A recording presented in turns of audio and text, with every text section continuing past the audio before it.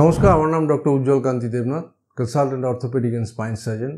আজকের ডিসকাশন হবে cervical traction বা লাম্বার ট্র্যাকশন।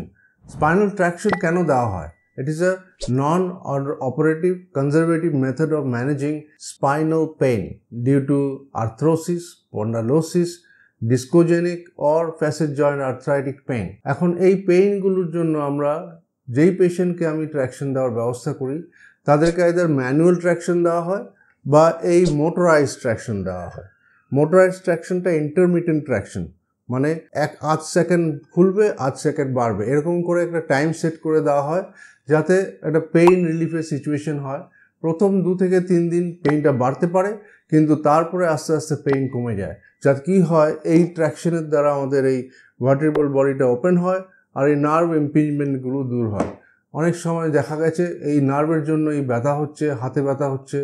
আর 90% যাদেরকে আমি ট্রিটমেন্ট করি সার্ভাইকাল পেইন বা লাম্বার পেইন, যাদের রেডিকুলোপ্যাথি আছে, তারা এই ট্র্যাকশনের মাধ্যমে নিজেদেরকে সুস্থ মনে করেন আর তারপরে এক্সারসাইজ করে ভালো থাকেন।